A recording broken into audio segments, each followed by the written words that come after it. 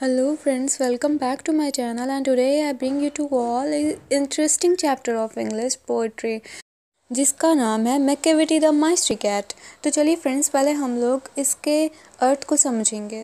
तो friends, important बात मैं आपको बता दूं कि ये मेरा ऐसा फर्स्ट वीडियो है जो मैंने जिसमें अपने समरी को इंक्लूड नहीं कर रखा है, नहीं तो मैं अपने हर वीडियो में समरी को भी इंक्लूड कर देती हूँ और कम टाइम में अच्छे से समरी को और पोएम को एक्सप्लेन कर देती हूँ आप सभी के समक्ष। परंतु ये आपका जो पोएम है ये बहुत ही ज़्यादा लॉन्ग है खुद में ही, इसीलिए वीडियो बहुत ही ज़्यादा लंबा बन जाता। और आई नो कि आप लोगों को लंबी वीडियो एकदम नहीं पसंद है, मुझे भी नहीं पसंद है। दैट्स वाई मैंने अपने इस चैप्टर के समरी को अपने डिस्क्रिप्शन में लिंक प्रोवाइड करा दिया है, तो आप उसमें से जाके देख सकते हो। और मैंने समरी में और इस ये जो चैप्टर भी समझाने जा रही हूँ उसमें मैंने पूरा प्रयास किया है कि 2 शब्द में ही एकदम अच्छे से सटीक एक्सप्लेन करके आप सभी के समक्ष प्रस्तुत करूँ। तो फ्रेंड्स, आई होप कि आप लोगों को वीडियो अच्छी लगेगी। तो वीडियो अच्छी लगेगी तो लाइक करें एंड शेयर करें, सब्सक्राइब और बेल आइकन को क्लिक करें। तो चलिए इसी के साथ हम लोग पोएम की ओर बढ़ते हैं। परंतु पोएम शुरू करने से पहले हम लोगों को पहले टी.एस. एलियट जिन्होंने इस पोएम को लिखा है इनके बारे में जानना आवश्यक होगा। तो चलिए पहले हम लोग पोएट की ऑटोबायोग्राफी के बारे में जान लेते हैं, जिससे हमारा एक भी ऑब्जेक्टिव क्वेश्चन ना छूटे एग्ज़ाम में। तो यहाँ पे है टी.एस. एलियट का जन्म हुआ था 1888 में। अतः T S. Eliot was born of 1888 में and he was died on 1965 में, और इनकी मृत्यु हुई थी 1965 में। और इनका जन्म हुआ था लियोस में, जो कि मिसूरी में है, यूएसए में है। बट अभी जन्म के पश्चात ये सेटल हो गए थे इंग्लैंड में, ठीक है। उसके बाद ये एक लिटरेचर भी रह चुके हैं। और ये जो आप सभी के समक्ष है मैकेविटी द माइस्ट्री कैट, ये जो है, ये जो पोएम है ये इनके कलेक्शन से लिया गया है, एक कलेक्शन से लिया गया है जिस कलेक्शन का नाम है old poems book of practical cats, ठीक है। स्क्रीन पर आप लोगों को इसकी स्पेलिंग दिख रही होगी। तो अगर ऑब्जेक्टिव क्वेश्चन में आए तो आप इसे लिख सकते हो कि old poems book of practical cats के हिस्से में से लिया गया है इस पोएम को, ठीक है। तो पहले पोएम की ओर जाने से पहले हम लोग समझ लेते हैं कि मैकेविटी द माइस्ट्री कैट का मतलब क्या होता है और इस पोएम के रिगार्डिंग, पोएम के अकॉर्डिंग पोएट ने क्या कहना चाहा है। मैकेविटी द माइस्ट्री कैट, मैकेविटी एक बिल्ली का नाम है और माइस्ट्री कैट, माइस्ट्री मतलब होता है रहस्यमयी बिल्ली। तो ये एक रहस्यमयी बिल्ली की कहानी है, कहानी टाइप नहीं, हम लोग कॉमिकली टाइप बोल सकते हैं। कॉमिक जैसा कि आप समझते हो कि हास्यप्रद जो होता है वो हम लोग समझ सकते हैं। तो पोएट ने अपने एक बिल्ली के बारे में कहा है कि एक रहस्यमयी बिल्ली है जो एकदम शातिर है, बहुत ही ज़्यादा शातिर जिसे हम कह सकते हैं बिल्ली है, जो कि क्राइम करने के बाद एक भी एविडेंस, एक भी सबूत नहीं छोड़ती है। और फिर इसके क्या क्या कारनामे हैं इस पोएम के अकॉर्डिंग पोएट ने इस चीज़ को व्यक्त किया है, और क्या क्या क्राइम वो करती है और अपने क्राइम को वो कैसे छुपाती है। वो बिल्ली जो है कितनी ज़्यादा शातिर है, पोएट ने इस कविता के माध्यम से हम लोगों के समक्ष प्रस्तुत किया है। तो चलिए हम लोग देखते हैं फर्स्ट स्टैंजा की ओर हम लोग पहले चलते हैं और देखते हैं उसमें क्या कहते हैं पोएट। लिखा है Macavity is A माइस्ट्री cat, he is called a hidden पॉ। अर्थात मैकेविटी जो है, माइस्ट्री का मतलब मैंने अभी बता रखा है कि मैकेविटी द माइस्ट्री कैट, माइस्ट्री मतलब होता है रहस्यमयी। तो मैकेविटी जो है एक रहस्यमयी बिल्ली है और इसे he is called the hidden पॉ। हिडन पॉ मीन्स होता है क्रिमिनल, क्रिमिनल मीन्स आपको पता होगा एक अपराधी, जिसे हम लोग एक क्रिमिनल के रूप में भी कह सकते हैं। आगे लिखा है for is the master criminal who can डिफी the law. क्योंकि इसे क्रिमिनल क्यों कह सकते हैं, क्योंकि इसने ये एक ऐसा मास्टर क्रिमिनल है जिसने, लॉ मीन्स होता है जितने भी कानून हैं, जिसने कानून को तोड़ दिया है। अतः मैकेविटी एक रहस्यमयी बिल्ली है और इस बिल्ली ने हर कानून को तोड़ दिया है, इस वजह से हम लोग इसे मास्टर क्रिमिनल कहते हैं। आगे लिखा है he is the बेफलीमेंट and Scotland yard the flying squad despair for when they reach the scene of crime Macavity is not there. अतः फर्स्ट लाइन जो है he is the बेफलीमेंट of Scotland yard, पहले आप जान लीजिए स्कॉटलैंड यार्ड किसे कहते हैं। स्कॉटलैंड यार्ड आप इस मैप के माध्यम से देख सकते हो, ये एक यूके यूनाइटेड किंगडम का एक हिस्सा है जिसका नाम है स्कॉटलैंड। तो यहाँ पे ये जो है स्कॉटलैंड के लोग जब भी कोई क्राइम के बाद जब वहाँ पे पहुँचते हैं कि क्या क्राइम हुआ है, तो वहाँ पे क्या मिलता है उसे, मैकेविटी इज़ नॉट देयर, मतलब मैकेविटी वहाँ पे उसे नहीं मिलती है। लेकिन वो लोग जानते हैं कि ये कारनामा जो है मैकेविटी के अलावा और कोई नहीं कर सकता, परंतु वो लोग जब जाते हैं वहाँ पे उसे पकड़ने हेतु तो वो नज़र नहीं आती है। आगे लिखा है Macavity there is no like Macavity, अतः मैकेविटी जैसा कोई है ही नहीं इस दुनिया में। आगे है he is broken every human law, he is break a law of gravity, अतः इसने मनुष्य के सारे लॉ मीन्स मैंने अभी बताया था कि लॉ मीन्स होता है जितने भी कानून हैं, तो इसने सारे कानून को जो है वो ब्रोक कर दिया। ब्रोक मतलब होता है तोड़ना, इसने सारे कानून को तोड़ दिया है। ही breaks his law of gravity, gravity मतलब आप लोगों को पता होगा गुरुत्वाकर्षण होता है जिस कारण हम लोग किसी बॉल को उछाल कर वापस कैच कर सकते हैं, तो उस चीज़ को हम लोग ग्रेविटी कहते हैं। तो वह उसने अपने सारे उल्लंघन, मनुष्य के सारे कानून को तोड़ दिया है और ग्रेविटी को भी उसने तोड़ दिया है। ग्रेविटी मतलब होता है मैंने अभी बताया था, उसका मतलब होता है गुरुत्वाकर्षण। अतः वह अगर एक बॉल को हम लोग उछालते हैं और कैच करते हैं तो वो मैं कैच कर सकती हूँ क्योंकि वो गुरुत्वाकर्षण के कारण वापस मेरे पास आ जाएगा आसमान में, अगर मैं उस बॉल को फेंकूँगी तो। लेकिन ये जो मैकेविटी है वो जब भी आसमान में उड़ती है और इधर से उधर छलांग लगाती है तो उसका कोई ठिकाना ही नहीं रहता है कि वह नीचे भी आएगी। अब आगे लिखा है his power of navigation would make a फकीर स्टेयर, इसका जो पावर ऑफ नेविगेशन है, इसका जो एक ऊपर ही उठने वाला, एक ऊपर ही रहने वाला जो पावर है, मतलब हमेशा छलांग लगाने वाला और कूदने वाला, उछल कूद करने वाला जो पावर है वो एकदम एकटक देखने वाला है। स्टेयर मतलब होता है एकटक देखना, तो वो देखने लायक है। And when you reach the scene of crime Macavity is not there, अगर तुम उस सीन को, उस चीज़ को देखने के लिए जाओगे कि उसने क्या क्राइम किया है, तो लेकिन तुम उसे नहीं पकड़ पाओगे मैकेविटी, क्योंकि वहाँ पे नहीं रहेगी। आगे लिखा है you may seek him the basement, you may look up in the air, तुम उसे, बेसमेंट मतलब होता है अंडरग्राउंड, तुम उसे अंडरग्राउंड में देख सकते हो।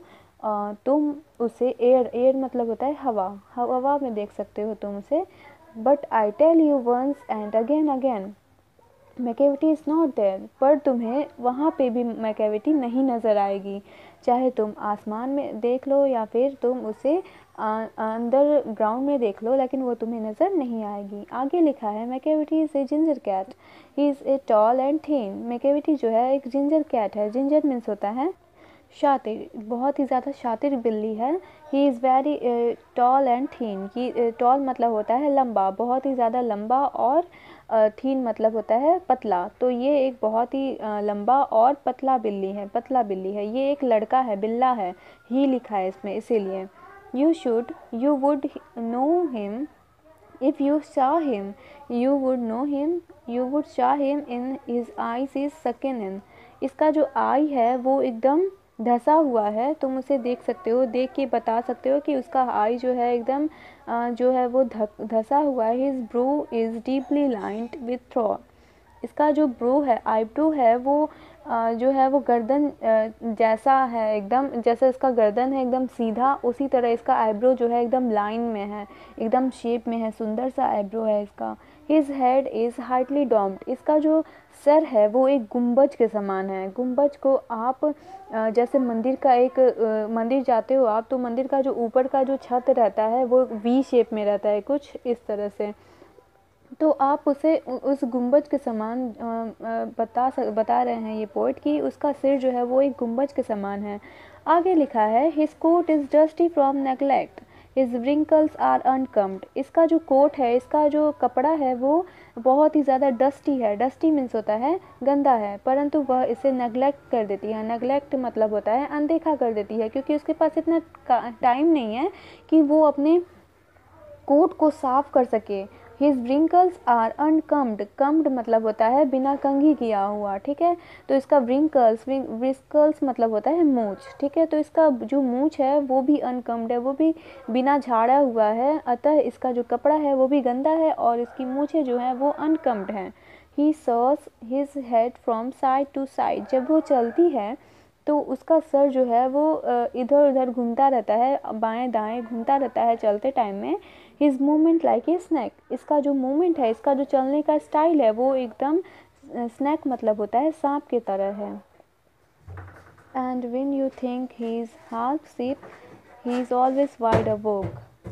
अगर तुम उसे सोता हुआ देख के ये समझ लेते हो कि वह सोआ हुआ है वो, तो तुम गलत हो। ही इज़ ऑलवेज वाइड अवोक, यानी कि वह जागा हुआ है, वो हमेशा सतर्क रहता है, ठीक है। उसकी एकदम पतली नींद है। आगे लिखा है Macavity there is no like a Macavity जैसा तो इस दुनिया में कोई है ही नहीं। आगे लिखा है for is फ्रियंट and feline shape A monster डिपेरविटी, इसका जो अगर तुम इसे देखोगे तो ये एकदम देखने में एकदम भोली भाली लगेगा और ये जो है एकदम लगेगा कि इसने कुछ किया ही नहीं है। लेकिन for his feared and feline shape, इसका जो शेप है बनावटी है वो ऐसा ही है कुछ, ए मॉन्स्टर ऑफ डिपेरविटी, लेकिन ये जो है एक मॉन्स्टर है, एक शैतान है लेकिन देखने से जो लगता है कि ये एकदम सीधा साधा है, लेकिन वो सीधा साधा नहीं है, एक शैतान है।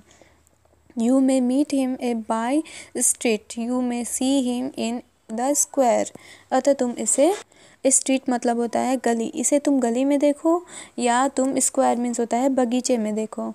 But when a crime discovered the Macavity is not there, अगर उसने बगीचे में या फिर स्ट्रीट में गली में कोई क्राइम कर दिया और लोग वहाँ पे पहुँच गए, लेकिन तो फिर वहाँ पे मैकेविटी नज़र नहीं आएगी।